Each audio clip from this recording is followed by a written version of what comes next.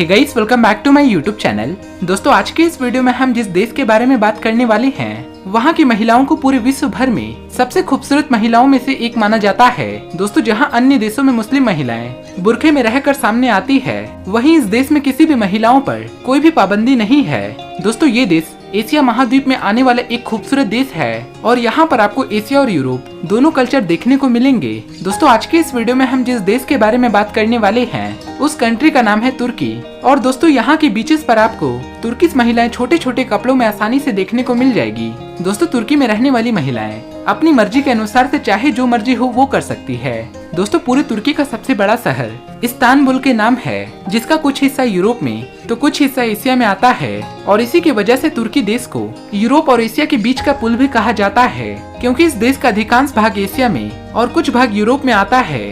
दोस्तों, अगर बात करें तुर्की के पूरे क्षेत्रफल के बारे में, तो ये देश करीबन 7,83,000 स्क्वायर किलोमीटर के एरिया में फैला हुआ है। दोस्तों, इस देश में रहने वाले अधिकांश लोग टर्किश भाषा का इस्तेमाल करते हैं और उसके बाद दूसरे नंबर पर इंग्लिश आता है। दोस्तों, इस देश की पंछियों को हिंदी के नाम से जाना जाता है, क्योंकि तुर्की के लोगों का ऐसा मानना है कि ये सारी चिड़िया हिंदुस्तान में पैदा हुए। दोस्तों, पूरे तुर्की देश में करीबन 9,000 से भी ज्यादा फूलों की प्रजातियां पाई जाती है। दोस्तों, क्या आपको पता है कि पूरी दुनिया का सबसे पहला अंडरग्राउंड मस्जिद तुर्की में ही बनाया गया था। इसके साथ ही यहाँ पर 8 लाख मस्जिदों के साथ तुर्की पूरे विश्व भर का सबसे ज्यादा मस्जिद वाला देश माना जाता है। दोस्तों, इस देश की सीमाएं पूरे 8 देशों से साझा करती है। दोस्तों, जैसा कि बाकी देशों की राजधानी ही उस देश की सबसे बड़ी शहर भी मानी जाती है, लेकिन तुर्की देश का सबसे बड़ा शहर इस्तानबुल के नाम तो है ही, लेकिन इस देश का कैपिटल सिटी अंकारा सिटी के नाम है। दोस्तों, तुर्की में रहने वाले पूरे पॉपुलेशन का साक्षरता दर करीबन 95% की है और यहाँ पर पूरे पॉपुलेशन का 99% आबादी मुस्लिम धर्म से बिलोंग करते हैं। और तुर्की एक मुस्लिम देश होने के बावजूद भी ये एक धर्मनिरपेक्ष देश है। दोस्तों, तुर्की में स्थानीय परंपरा के अनुसार से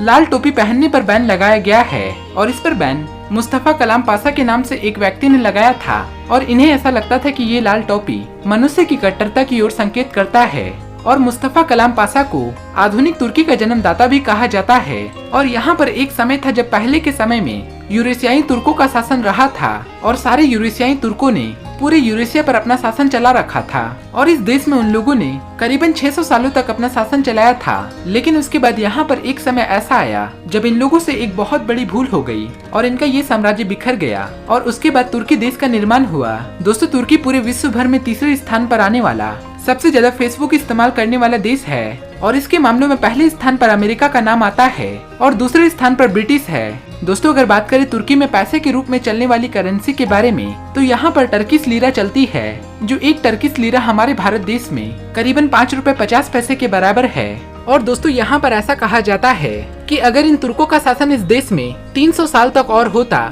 तो ये पूरे दुनिया को अपने कब्जे में कर लेता।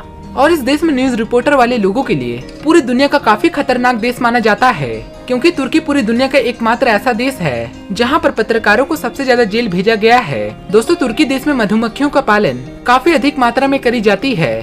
दोस्तों, तुर्की में मौजूद ग्रैंड बाजारों में हर साल करीबन 9 करोड़ से भी ज्यादा लोग खरीदारी करने के लिए आते हैं और ये पूरे विश्व भर में सबसे पुराने बाजारों में से एक है। और यहाँ पर करीबन 4,000 से भी ज्यादा छोटे बड़े दुकानें मौजूद है। दोस्तों, तुर्की देश पूरे दुनिया भर में सबसे ज्यादा अखरोट का उत्पादन करने वाला देश है और ये पूरे दुनिया भर में 80% अखरोट उत्पादन करके सारे देशों में एक्सपोर्ट करता है।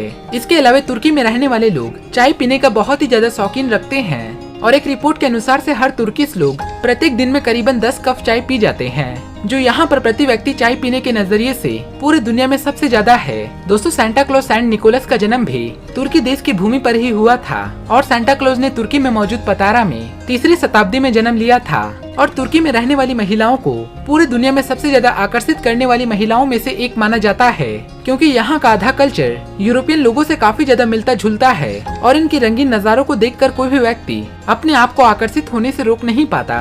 और पूरे दुनिया भर में टमाटर उत्पादन करने के मामलों में तुर्की का नंबर 4थे स्थान पर आता है और तुर्की में रहने वाले किसान प्रत्येक साल में 11 मिलियन मैट्रिक टन टमाटर का उत्पादन करते हैं।